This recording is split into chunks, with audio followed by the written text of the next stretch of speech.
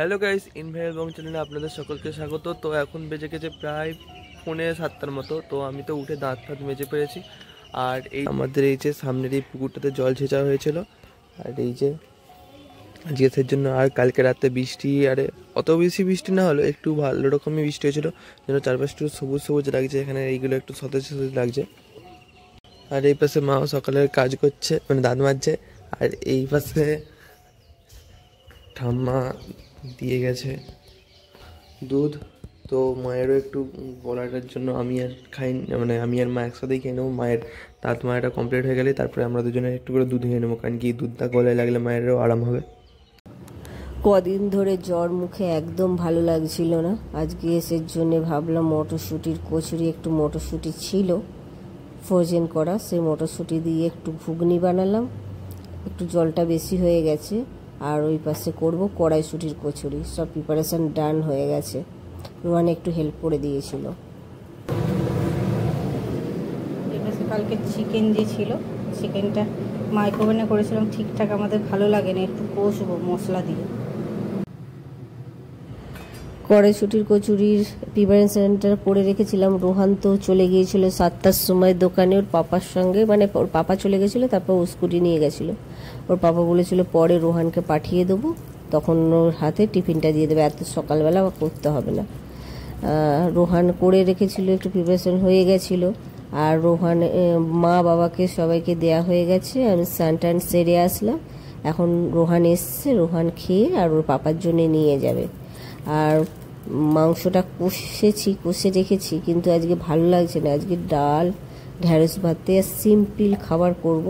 একটু পরে এসব যোগাযোগ, মানে সকালের টিফিনের পর এটা কেটে যাক, তারপরে গরম গরম করবো ওইগুলো। এখন 12:30, রান্না কমপ্লিট, গ্যাস ফ্যাস পরিষ্কার করে দিয়েছি। মুকুলগুলো কেমন করে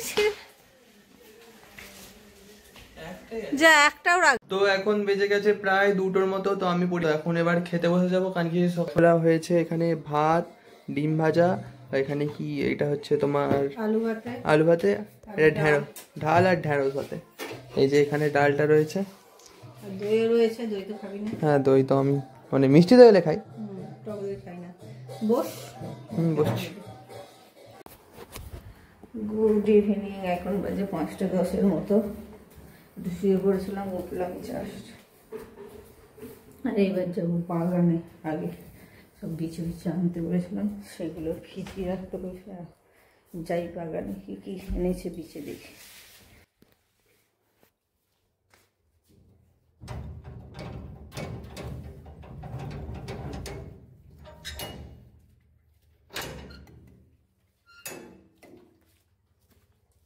কি বিচে লাগানো হয়ে গেল? আমি তো বললাম এসে লাগাবো, কোথায় কি দিলেন? হ্যাঁ, কলমি কোথায় দিয়েছে? আর আর কলমি আর এ হয়নি? পালং শাক আরে, হ্যাঁ, আর চাপালাটে সবই এক জায়গায় দিয়ে দিয়েছে নাকি? হ্যাঁ, আমি তো বললাম আমি আর এর বিচে আরে দানাগুলো ভিজালেন সব কিসের বিচে?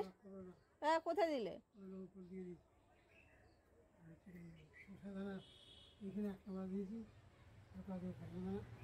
রাস্তার ধারের দিকে কিছু দেননি? রাস্তার ধারেই তো বন্যা আসবে না, শসা ফসা ওইগুলো ওখানেই দেবো, আমি জানি।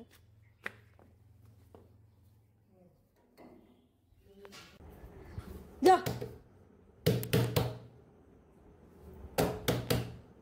কোথায় বিড়াল ঢুকেছে? এই তো এখানটাতে এক্ষুনি বেরিয়ে যেতে আছে, কিন্তু দরজাটা বন্ধ ছিল বলে ম্যামও করছে।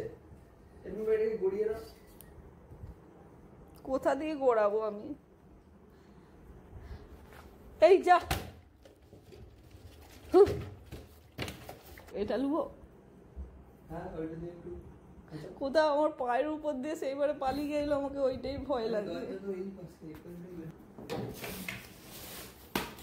কোথা দিয়ে ঢুকেছিস? কোথায় বেরাইনি তো। আরে ভিতরে ম্যামও করছে, আমি নিজের চোখে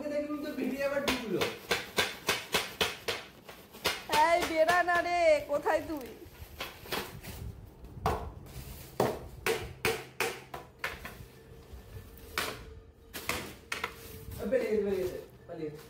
ভগবান,